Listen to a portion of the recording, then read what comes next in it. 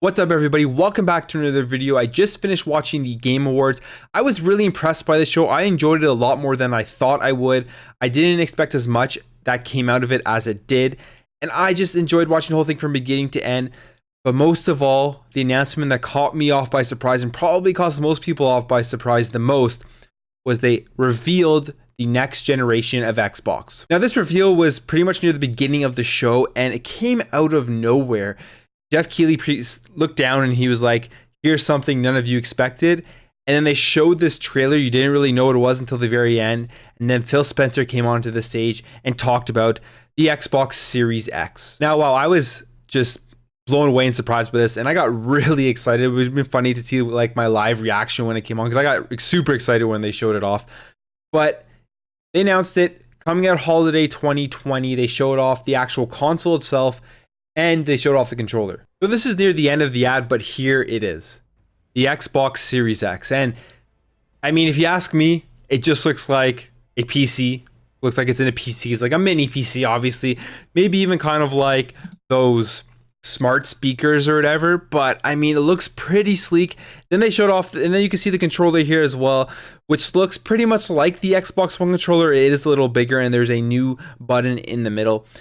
And I mean, I kind of like the design of this Xbox. I mean, especially if you can put it horizontal, like in the entertainment system, which I'm sure you'll be able to, or if you're connecting it to your PC or whatever, I think it looks pretty cool. I think it looks pretty slick. I'm actually impressed by the design that they went with here. Now, in this article, they go over why they chose this design, and I wanted to jump into some of the stuff that they talk about in this article, because after watching this trailer, after the reveal, I had a lot of questions like, this new controller, anything different? What is this extra middle button for? Why did they go with this design? And they explain that all. I'm going to go over that. We'll talk about it. And I would love to know, what do you guys think about all of this stuff? So starting off with the controller, they showed it, and you saw in this picture here, you can see it is a little bit bigger. Pretty much looks the same. It seems like I have an Xbox One controller here, and it seems, I gotta get in front of the camera properly.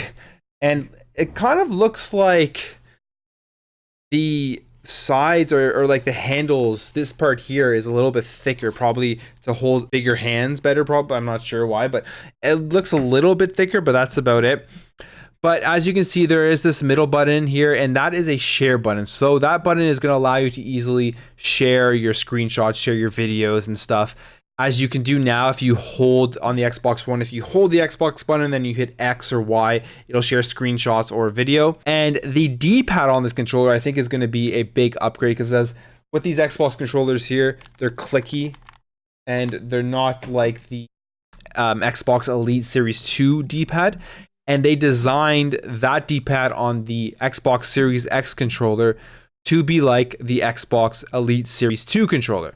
I don't have the Xbox Elite Series 2. I actually have the Elite Series 1 controller, and the D-pad's clicky as well, but it's definitely an improvement over the regular controller. You get a lot better control of the direction that you're pressing. So I don't know what the Elite Series 2 D-pad is like, but I'm assuming it is a upgrade over the Elite Series 1 and a big upgrade over the original Xbox One controller. So that's pretty cool. Now, in this article as well, they talk about why they named it the Xbox Series X. I'm okay with that name. I don't think it's anything special. I don't think it's catchy. I think it is a little confusing, because to me, when I think Xbox Series X, I'm thinking that they're going to be releasing a long line of these next generation consoles, which they probably will be. They're going to be releasing, as we saw from a leak, the Lockhart, which is a different SKU.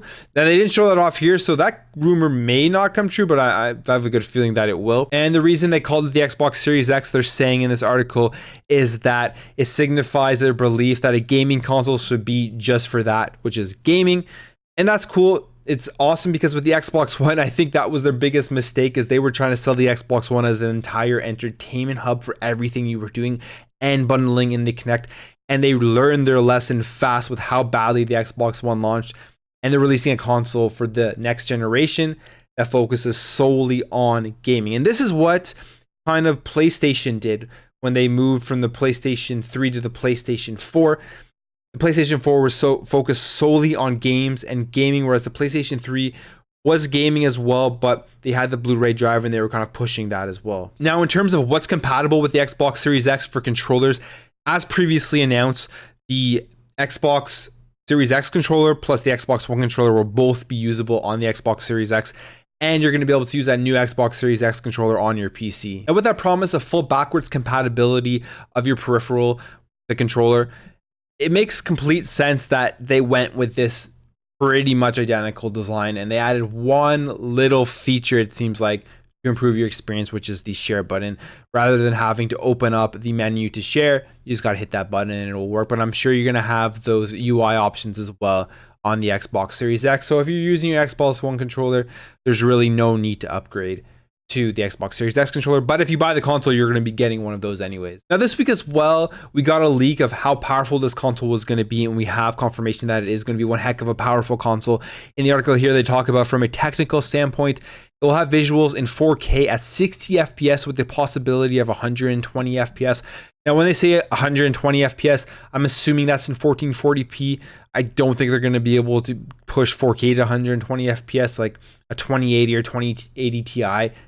Can't even do that. It's also going to include a variable refresh rate and 8K capability, and I'm assuming that's going to be in video watching once 8K TVs start hitting the market and become more mainstream in the next couple of years. You're going to be able to watch video in 8K through your Xbox Series X. It's going to have the latest Zen 2 processor, which is a huge thing for speed and multitasking and all that kind of stuff. The Series X is also going to have hardware accelerated ray tracing, so it's going to have real ray tracing in it, which is really awesome to hear. I've played games with ray tracing on, and man, it makes a world of a difference. It really makes the games and the lighting and just look amazing. I've played Battlefield with ray tracing, the campaign. It blew me away the first time I saw it. The Series X is also going to have a patented variable rate shading technology that will allow developers to get even more out of the Series X GPU and the next generation SSD, which will, they say, virtually eliminate load times, which is massive. That's going to be, I think, the biggest jump out of everything with the ray tracing and how much better the games are going to look and the graphical upgrade and 4K standard in most games. I think the biggest difference you're going to experience for your immersion and just for your fun factor in games is going to be the elimination of load times, because there are games on the Xbox One X, even like I said in my previous video, Star Wars Fallen Order or Jedi Fallen Order, the loading times in that game are crazy. Like, you die and you want to jump right back in and you're sitting there for at least 30 seconds every single time you die just to reload, and it's insane. If they're going to be able to take a game like that and have it load within like a couple of seconds every time you die, it'll just increase the amount of joy that you get out of playing the game. They also talk about something here called an auto low latency mode, which gives developers new functionality like dynamic latency input to make the Xbox Series X the most responsive console ever. So I guess just be more responsive to your inputs when you're playing games. And obviously it is going to be designed for the future in the cloud, and this can mean a variety of things. As I mentioned in my previous video, that what came out in these rumors is that Microsoft is looking to utilize the cloud to reduce load time. So instead of waiting for a game to fully install, you're going to be able to start playing the game right away when you have it through the cloud while the game is actually installing onto your hard drive, which is awesome. And they're going to be using it for graphical things like the tech demo from Crackdown 3. They wanted to use the cloud technology to make that cool with the destruction and everything. And I think they're going to be utilizing the cloud now for more games with the Xbox Series X. Now, as mentioned, this is coming out holiday 2020. It's going to launch with Halo Infinite, which was kind of like the ending scene there before they actually show the console, which is the game. Out of all the games coming out, I'm probably the most excited for Halo Infinite. I just can't wait to get my hands onto the next Halo.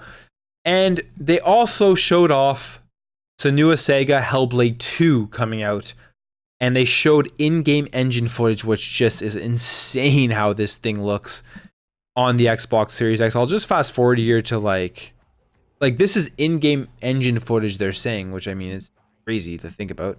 But that was a complete surprise. Nobody saw Hellblade 2 coming, which was a very cool announcement.